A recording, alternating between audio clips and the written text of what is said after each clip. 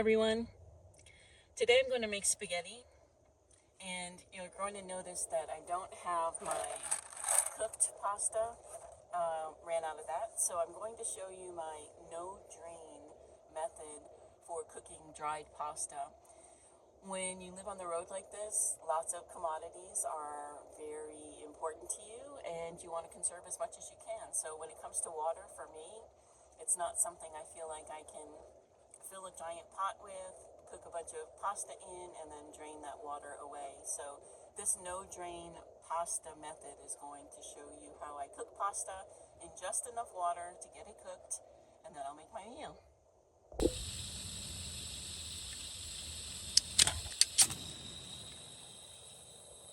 Alright, so with my stove on, I'm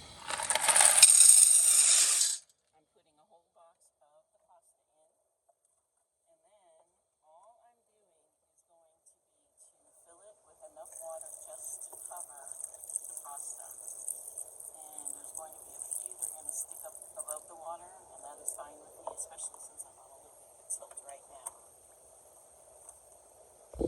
Next, I'm going to put in a pretty good amount of salt into the pot.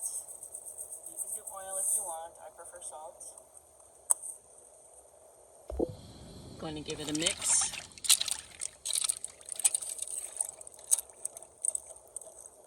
And it's still going to take as long as pasta takes, right? So it's going to be, what, a 10 to 11 minute process once the water boils, or it's going to be around a 10 to 15 minute process with this. So I'm going to go ahead and cover it up, let it come up to a boil, and we'll check in on it in a little while. Alright, this is probably 5 minutes in, and you can see that the water is barely boiling. So one of the things for me in this lifestyle is the fact of conservation of the necessities that I have, like I just told you about water. And then also time. Time is a big factor for me, but there are moments where you have to take your time. So this is starting to boil, and it'll come to a boil probably in another 5 minutes or so. But the last thing, conservation-wise, that I would talk about would be space. So I have storage off the back of my vehicle in the form of a cargo carrier. That's kind of my overstock and tools and garage. And so if I have a big giant box of pasta, that takes up 2 to 2.5 times as much space as the little bags of cooked pasta do. So just a matter of choice and preferences for how you're living. Okay, we are finally coming to a boil. This is not exactly a rolling boil, but this has been on minimum 10 minutes or so. And also brings to my attention one other resource that I have to be very aware of, and that is fuel. So I'm going to try this just to see how we are with the cook of the pasta at the moment. And I'm fond of an al dente, which is not quite undone, but close to undone level of pasta. So let me see how this is. I'll show you first that you can see that it's bendable. Not crisp anymore. Oh, it's actually not too bad. Alright, I'm going to let this go maybe 2 or 3 more minutes, but I want you to notice that there is quite a bit of water left in here, which is irritating to me, but we'll see. I'll end up using it somehow.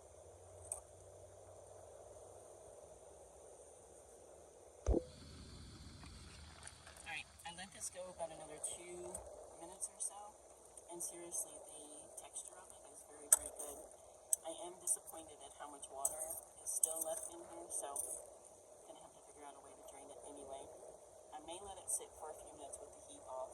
I'm going to try to show you just how it's cooked. So this is the texture of it and the bite of it. You can see the center could use a little more cooking, so I am going to let this sit in this water with the heat off for about to 4 minutes. We'll see what it's like then. Alright, so this has kind of steeped in the water for a few minutes, and this is a draining pan, so what I'm going to do is drain out the water and show you how much is left in there. I don't know at this point, but I'm very happy with the texture of the pasta, so let's see what we have for water.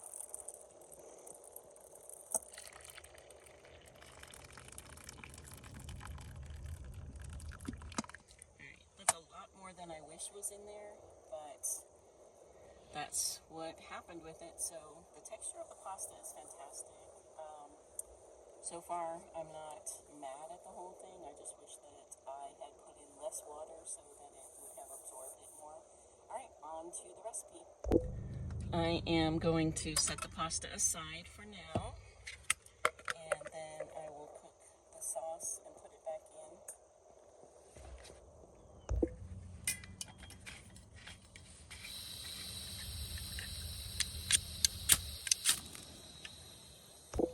Some oil. I'm going to cook my onion and my garlic in there. This will take another 4 or 5 minutes. So the whole time frame factor with this is at least double for what would happen with the packaged pasta as well. And I did end up running out of fuel with that one canister, so I went ahead and put on another one. And coming along great. Put the meat in just a second. Time for the meat. This is the same meat that I showed you last time, the Keystone canned beef, which kind of comes in like a stew form. I like it for purposes like this specifically because it will take on the flavor of the meal that I'm cooking. Get this in there, but you can see that it comes out in kind of a stew form.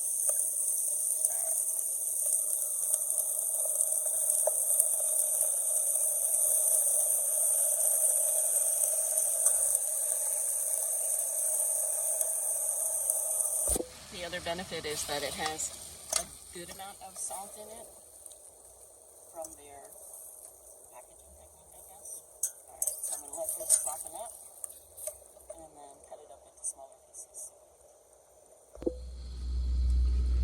Alright, so no lie, I'm not a fan of opening canned goods with a mediocre can opener, which is the one that I have right now, but again, I will upgrade all of my equipment when I get into a van. But for now, I have what I have, and conservation of resources, money, and time are my focus. Okay, next comes the sauce.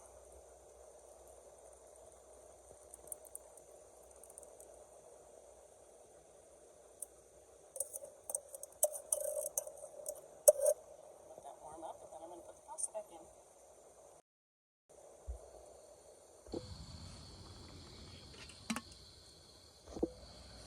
Alright, you can see that it's bubbling a little bit, so I am going to go ahead and put the pasta in. And at that point, since they're both pretty hot, I'm not going to worry too much about keeping the heat going. So I'm not going to put it all in. I'll put about half of it in, at least at this moment. I'll figure it out from there. So hopefully you can see the consistency of it. It turned out very, very well.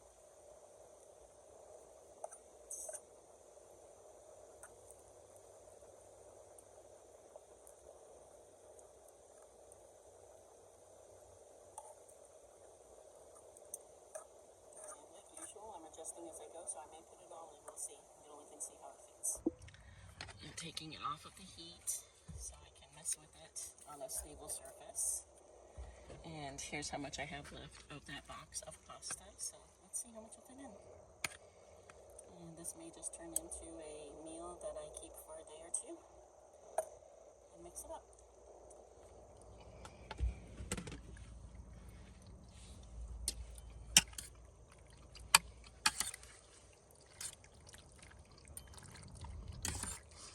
Pretty big meal.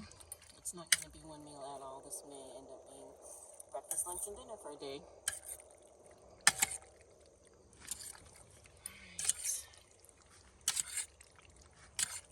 So this is onions, garlic, canned beef, canned tomato sauce, uncooked pasta,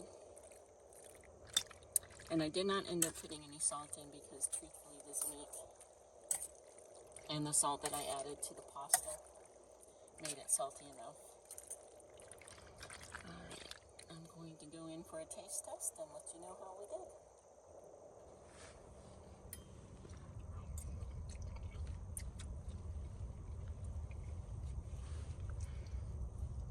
Alright, this flavor is really good. So, one more Nomad meal. Easy-ish. I forgot to show you that I'll put a little parm on it.